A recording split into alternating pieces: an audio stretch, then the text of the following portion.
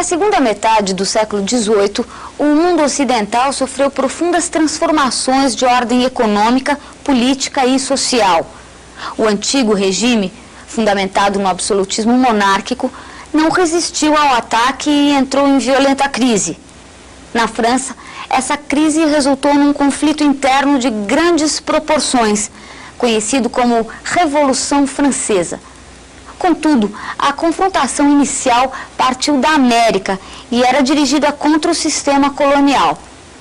As doutrinas liberais divulgadas na Europa, sintetizadas no combate à tirania, na defesa do direito à vida, à liberdade e à propriedade, encontraram pronta aceitação na América. A revolta das colônias foi detonada com a vitoriosa Revolução Americana. O Brasil embarcou na canoa e, para contar mais um pouco da nossa história, você fica com o Chico Alves. Muito bem, minha gente, e hoje nós vamos falar das tentativas de emancipação que começaram a eclodir no final do século XVIII. Tentativas de independência do Brasil, evidentemente anteriores ao famoso Grito do Ipiranga de 1822. Portanto, hoje a gente vai tratar daqueles primeiros movimentos que pretenderam libertar o Brasil de Portugal. Você sabe que a primeira tentativa foi mesmo a Inconfidência Mineira de 1789. Acontece que o movimento mineiro de 89 não foi,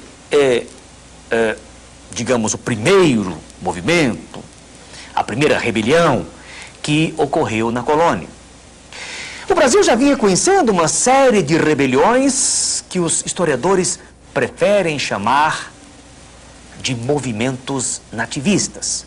Movimentos que começam a surgir por volta do século XVII, quando o arroxo colonial aumentou, especialmente após a restauração, após 1640. Ocorre que estes movimentos ditos nativistas do século XVII, do século XVIII, eles não pretendiam separar o Brasil de Portugal. E sabem por quê?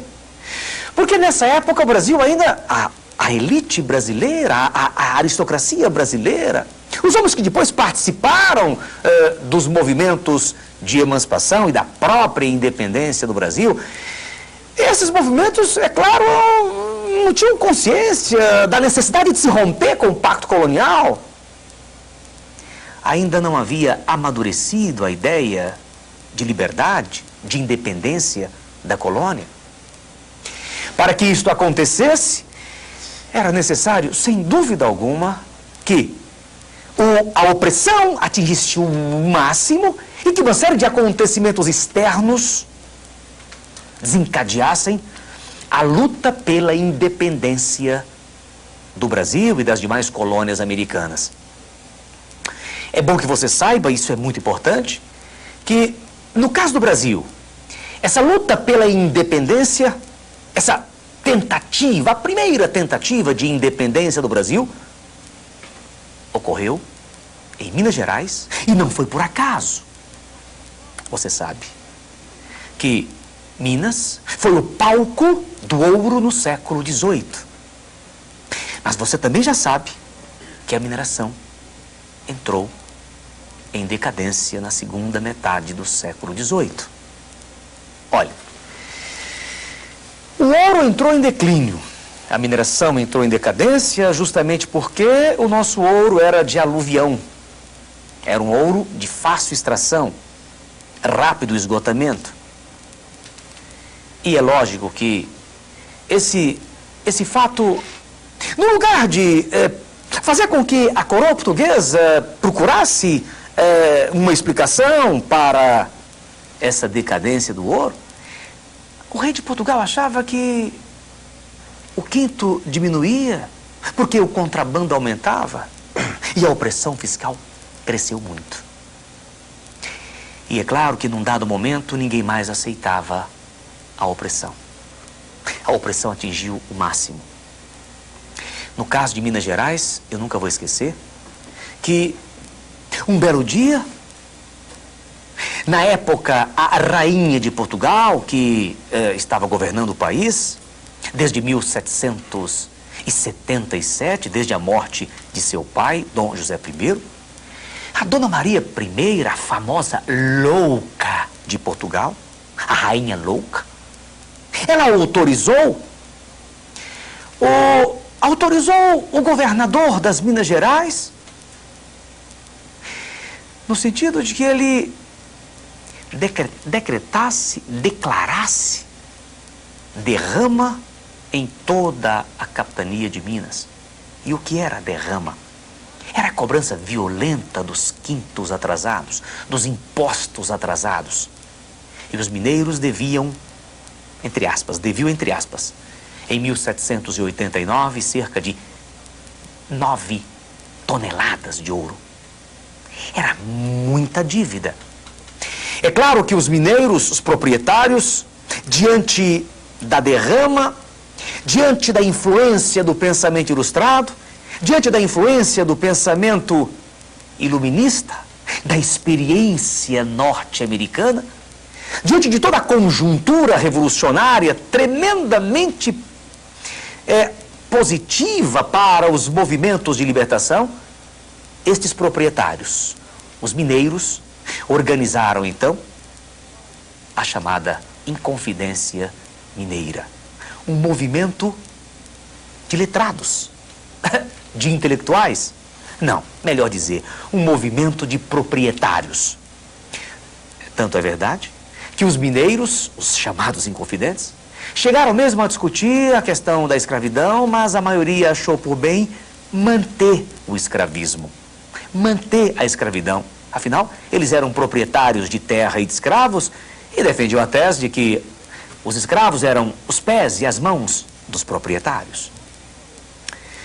É lógico que o movimento mineiro de 89, de caráter republicano, de caráter emancipacionista, profundamente influenciado pela Revolução Americana e pelo Iluminismo francês, este movimento mineiro, embora de natureza elitista, contou com a presença de um homem que evidentemente não pertencia às elites mineiras.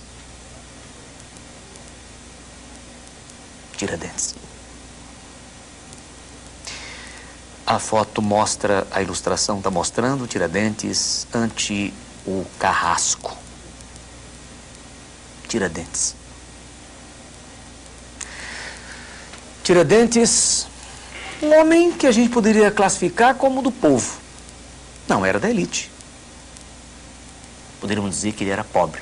Pois bem, este homem acabou sendo, digamos, um dos democratas, talvez o único democrata, verdadeiramente democrata da Inconfidência Mineira.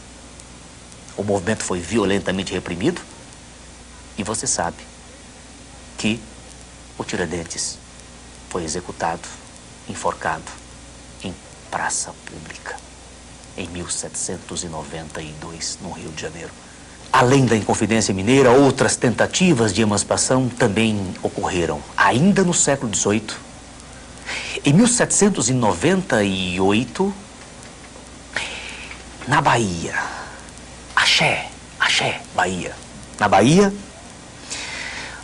o povo e alguns elementos da elite baiana organizaram um movimento profundamente organizado pela maçonaria, sociedade secreta com fins políticos, influenciada pela Ilustração. E este movimento de 1798 na Bahia recebeu o nome de Inconfidência Baiana, ou simplesmente Revolução dos Alfaiates, por conta da participação do povo nesse movimento. O movimento baiano, sem dúvida alguma, foi um movimento que contou com a presença de elementos da massa, mas também contou com intelectuais. Um deles, Cipriano Barata. Cipriano Barata, um homem que esteve e que foi uma das lideranças da Inconfidência Baiana.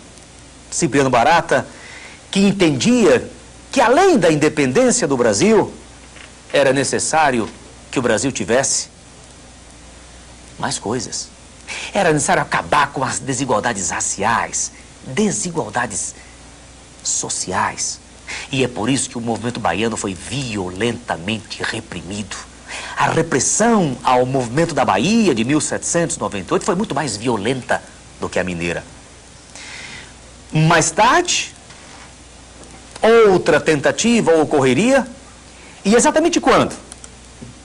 Lá pelo ano de 1817, em Pernambuco.